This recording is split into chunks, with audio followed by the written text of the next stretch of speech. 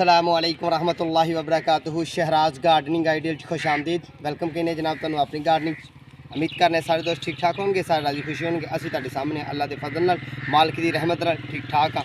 तो दोस्तों जिहड़े नवे साडी वीडियो वेखण वाले हो, नवे दोस्त साडे यूट्यूब फैमिली वाले हो, सब तो पहला एक काम करो कि साडे चैनल सबसक्राइब करो, बैल आइकन दे बटन दबाओ ताकि आने वाली नवी वीडियो साडा तुहाडा राबता हो जाए। आने वाली नवी वीडियो तुसीं साडी आसानी नाल वेख सको। इल्तजा है, दरखास्त है कि सारे चैनल सबसक्राइब करो, बैल आइकन दे बटन दबाओ, यानी कि टल्ली दे बटन दबा लो। तो बाकी गल फिर बाद च करने तो गार्डनिंग के काम है अपना, फुलों के काम है, पौधों के काम है, सब्जियों के काम है। ठीक है, चलो दोस्तों इस पौधे का मुआवजना करो। कैमरामैन साडा तुहानू विखा रहा है, वेखो कि कमाल का फुल है माशाअल्लाह अल्हम्दुलिल्लाह। ए वेखो फुल, ये दोस्तों पूरा ही 1 फुट का फुल है, पूरा ही 1 फुट है फुल। मौसम गर्मा का सब तो बड़ा फुल यही होंगे।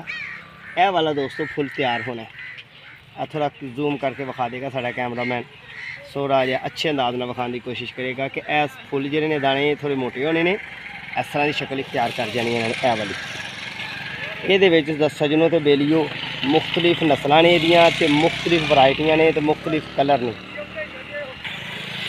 दोस्तों यह फुल तुम देख रहे हो, बड़े अच्छे अंदाज नाल देख रहे हो। एक बाबा जी ने उन्होंने बड़े प्यार नाल सानू बड़े मान नाल कहा, ओए वीडियो बनाई जान डे हो, क्यों बनाई जान डे हो, क्यों करते पे हो। ठीक है जी,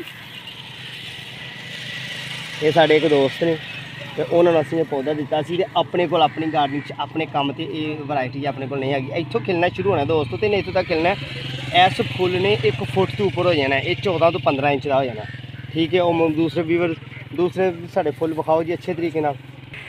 दोस्तों इस पौधे का नाम लाजस्टोनिया है, डबल लाजस्टोनिया, जामनी कलर डबल लाजस्टोनिया का नाम है। ये डबल लाजस्टोनिया के दोस्तों 6 तो 7 वरायटियां ने, मुख्तलिफ कलर होंगे ने, तो सिंगल भी है, फिर जापानी भी है। ये 5 7 10 वरायटियां होंगे ने, बहुत ही ज़्यादा वरायटियां ने। ये पत्ता वेखो कि खूबसूरत अमरूद का पत्ता होंगे इसका।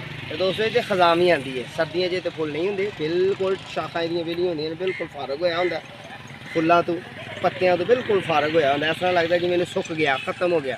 खजा फुल आई होंगी है सर्दियों, पर जूँ ही मौसम बहार आता है ये फुटता है, फुट के जनाब नाल ये पत्ते निकलते हैं। फिर जूँ ही टैंपरेचर फुल तेज़ होंगे इन्हू फुल आने शुरू हो जाते हैं। सावन के फुल बहुत ज़्यादा होंगे ने, बहुत ज़्यादा होंगे ने। तो सावन साडा करीब है, सावन आने वाला है तकरीबन।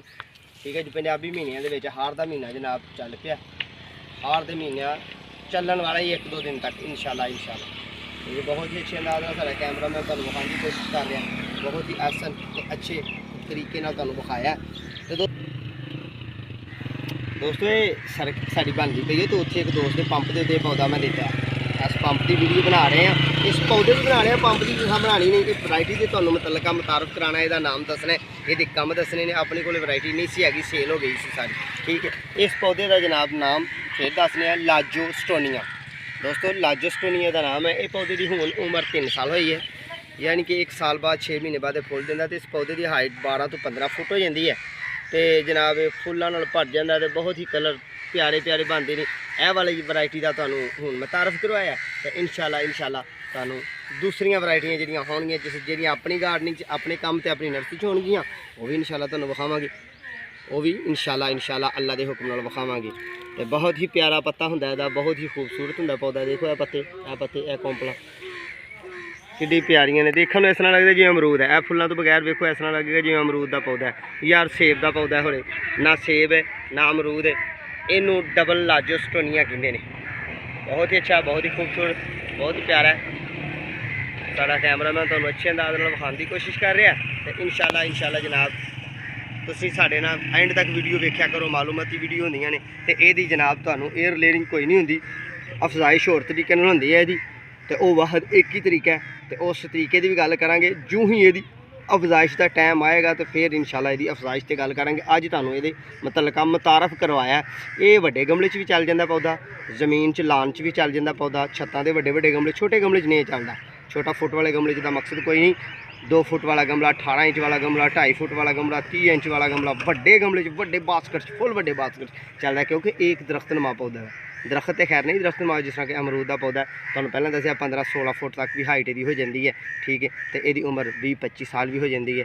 ठीक है दोस्तों, लो दोस्तों उम्मीद करने तुहानू साडी वीडियो अच्छी लगती होगी। तो जनाब अगली नवी वीडियो आने तक इंतज़ार करियो, तो दोस्तों नाल शेयर करियो, तो जनाब दुआवां च याद रखियो। उन्नी देर तक अपने मेज़बान नू इजाज़त दो। अल्लाह हाफिज़।